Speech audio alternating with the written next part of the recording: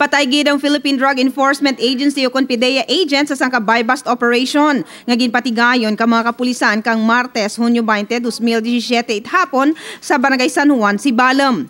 Ang biktima nakilala nga sangka Macario alias Kayo Grasparil, 46 anyos, kag residente kang District 2, Sibalom. Sunod sa kay Sibalom OIC PNP Chief Police Inspector Clark Philip Dinko, mga alas 4:15 hapon kang Martes, sangka buy-bust operation ang andang ginpatigayon bato kay Grasparil, matapos personal mismo nga nag-agto ka na ang andang asset nga daan kadya nga parokyano, agad i-report nga sangka pagbinaklanay ang matabo sa rest house kang biktima sa Sitio Salong, Barangay San Juan, Sibalom.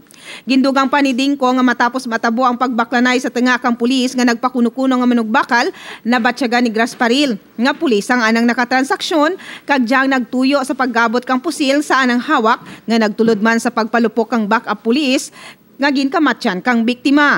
Itong informant natin na katulala nitong subject natin is binigyan niya kami ng information na itong ang subject tuloy pa rin sa pagbebenta ng illegal drugs, pero nagbebenta lang siya sa mga kakilala. So ito nga pong asset natin na parokyano nitong ating subject is dating parokyano ating subject is lumapit nga dito sa ating target personality para nga sana bumili ng shabu. Then in-inform ako personally pumunta siya dito para bigyan ako ng information. Tapos, nagkasampo kami ng buy-bust operation para malaman natin kung totoo nga po ba na nagbebenta siya. So, kasama ng confidential asset natin yung ating police portion buyer at yung police bank. Nag-proceed po sila sa bahay ng subject dahil yun yung gusto ng subject. Saan ba yun? Ang bahay ng subject is doon sa may Sitio Salong, Barangay San Juan, Sibalom. So, yun yung napagkasunduan ng ating asset at ng subject na doon nga maganap yung transaction.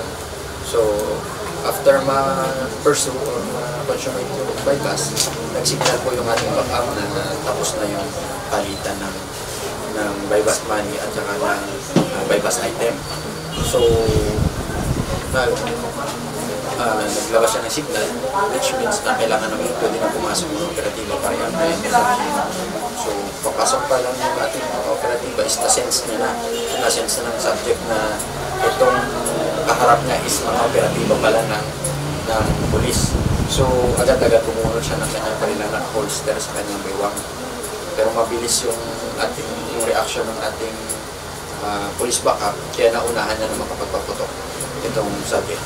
Ginpakigbahin pa ni Dinko nga si Grasparil ang ginakabig nga sangka regional high-valued target kag nalakip man sa listahan kang National DI Watch List.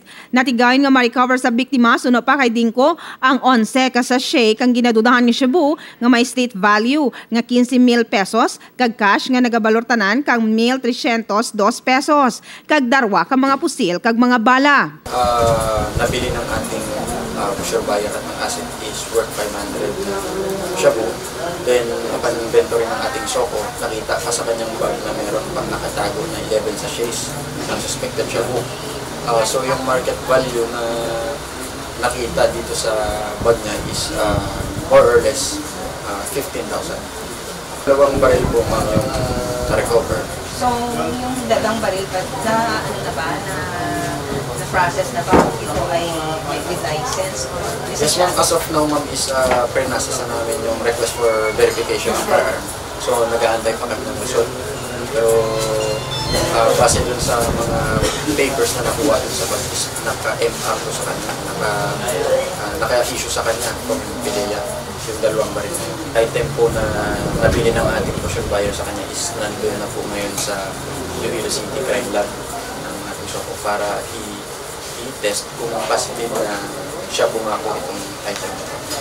Then yung mga recovered items is nasa custody po ng Soko Antique.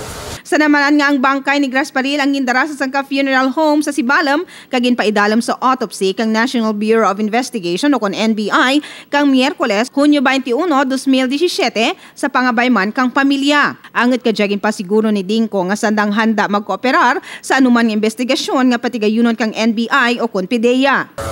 PDEA, they will conduct a investigation from with the aid of NBI, and we are willing to submit to any investigations.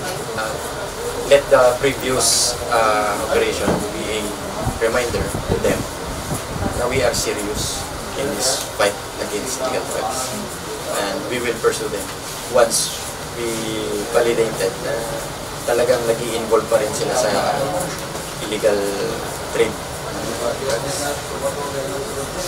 Kaimo kay Erwin Ricarce para sa Balita Lakayan Update, Joy Petron Vego.